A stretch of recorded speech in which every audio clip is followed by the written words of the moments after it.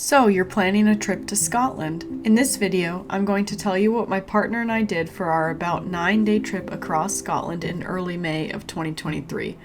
I'll be honest, I kind of threw this together when I was planning it without reading very many guides ahead of time, but it ended up working out perfectly, and there's very few things I would change, which I'll go over at the end, so here goes.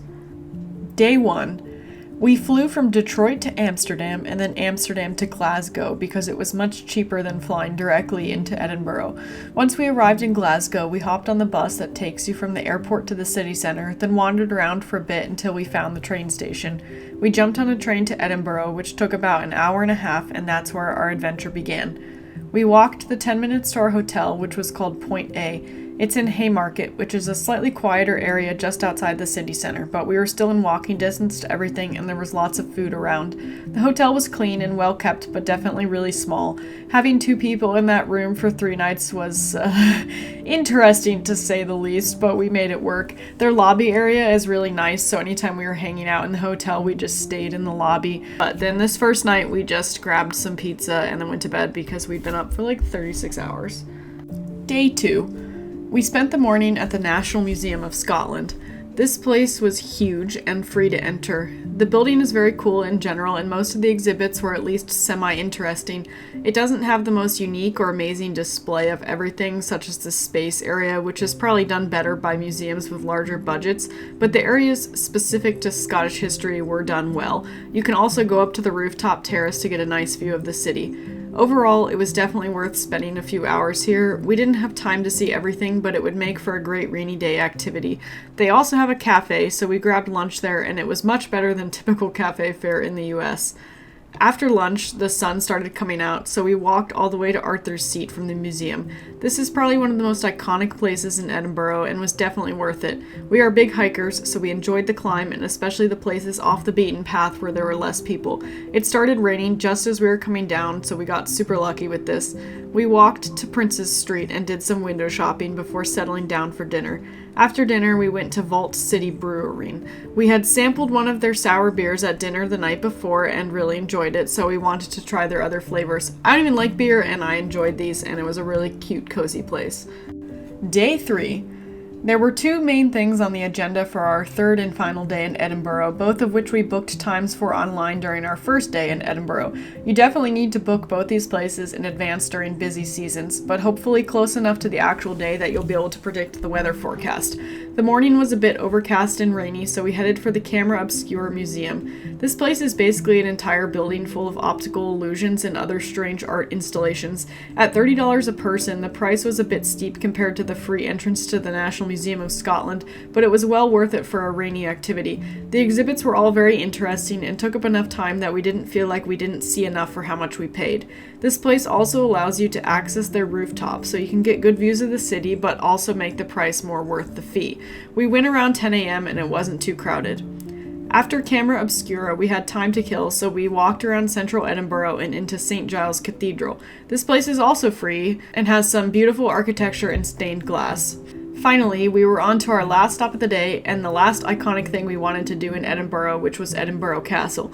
We ended up booking one of the late afternoon time slots, and if I had to do it again, I would book the last possible time slot. By the time we left, the place really started clearing out, and there was still a good amount of time before it actually closed.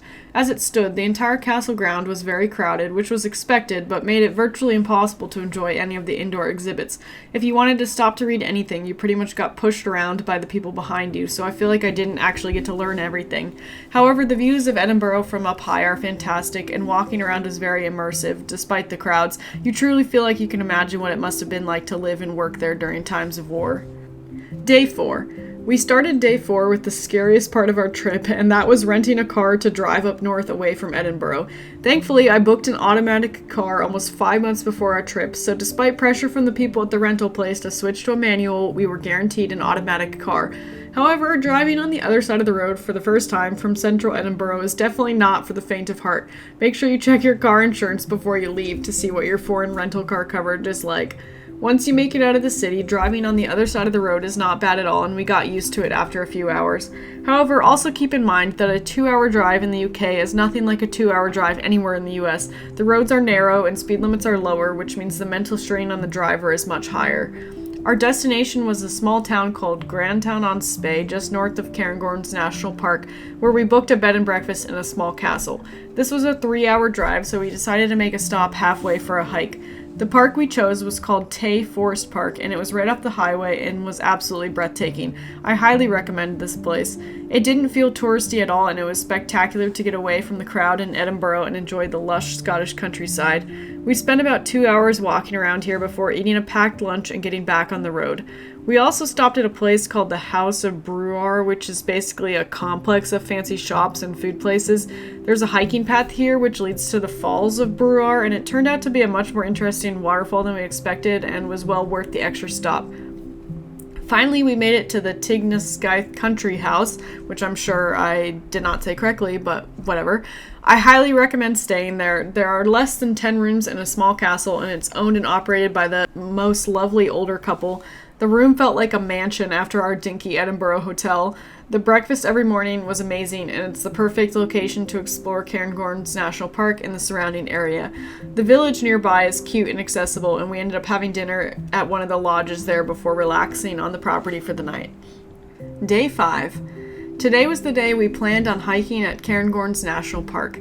Thankfully, the weather wasn't too bad. We parked at the Glenmore Forest Park Visitor Center, from which lots of trails started.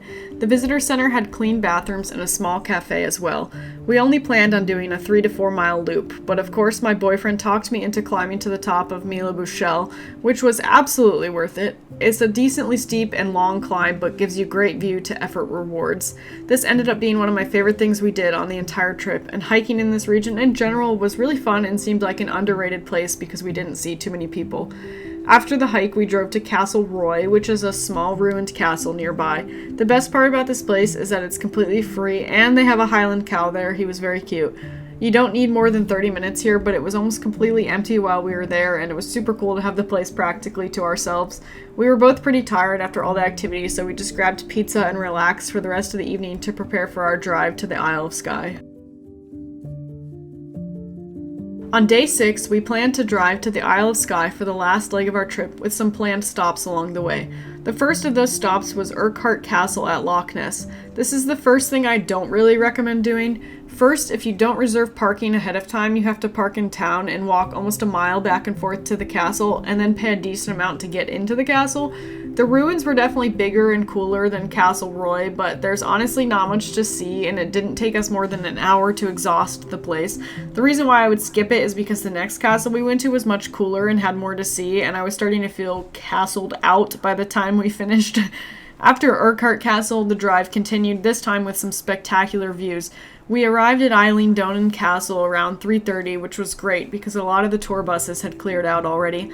This place also has an admission fee, but it's not as steep as some of the others, and it's a real standing castle, so you get to walk inside. They have the inside rooms set up as they would have existed in the 1930s, which was really cool and well worth the price, but I wasn't allowed to record inside, so no photos or videos. Finally, we completed our drive to the Isle of Skye.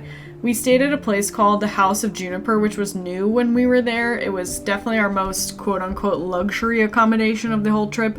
I have no complaints about the stay, and the sauna was nice after rainy hikes. They did provide breakfast, but it was pretty much just like cold-soaked oatmeal, so if you didn't like that, you were pretty much out of luck.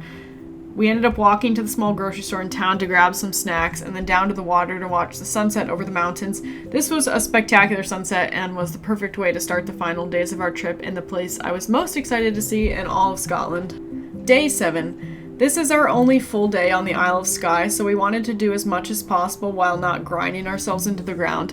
Unfortunately, on the Isle of Skye, the roads are extremely narrow and the speed limits are very slow, so that limits how much you can do simply by how long it takes you to get places. The rain cleared by the time we got to our first stop, which was Niced Point. There is a small parking area but no bathrooms, which was rather unfortunate as it's a very open area, so you have to wander quite far to pee away from the view of others. This place was spectacular but very windy. We walked down the steep stairs all the way to the lighthouse and saw lots of sheep and birds. I loved the views from here and could have stayed much longer, but wanted to make sure we got to our second destination before it closed, with time to stop for food on the way. The second main place we went to on day 7 was the Fairy Pools.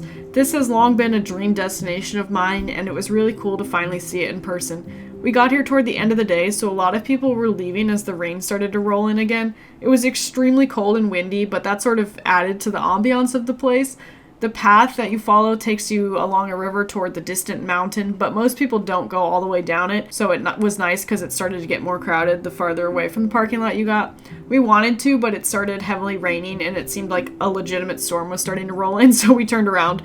There were a few stream crossings that you had to wade through unless you were a particularly skilled jumper, and this place was really cool. I wouldn't say that it was underwhelming, but I think I had just hyped it up so much in my head that it ended up being a tad bit underwhelming. And now day 8 has dawned, and we were sad to leave the Isle of Skye so soon. We had all day to drive back to Glasgow because our flight wasn't until the morning, so we had to make a few stops. But honestly, by this point, we were both pretty tired and didn't really want to see any more castles or do any more significant hiking. The drive down the western coast was beautiful, and the main stop we made was at the Three Sisters in Glencoe. We did a bit of walking around this area and honestly should have had much more time to do a significant hike because it was really pretty, but it was more of a spur-of-the-moment stop than anything we had planned.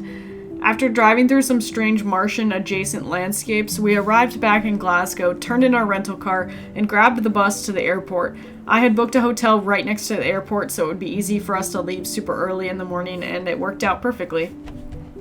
So there you have it. That was our just over a week-long trip to Scotland. We got to see Edinburgh, Glasgow, a bit of the Highlands, and the Isle of Skye. I loved everything we did, but what would I change? I would have loved a second full day on the Isle of Skye to see the Old Man of Storr and not feel so rushed at the stops we did make here. Because we had done so much hiking, my body was pretty tired, so even though in the morning of day 8 before we drove back to Glasgow we probably could have done something else, it just felt like an impossible task to get up and move through the rain and go hiking again, so we elected not to, but if I'd had more relaxation time I would have done that.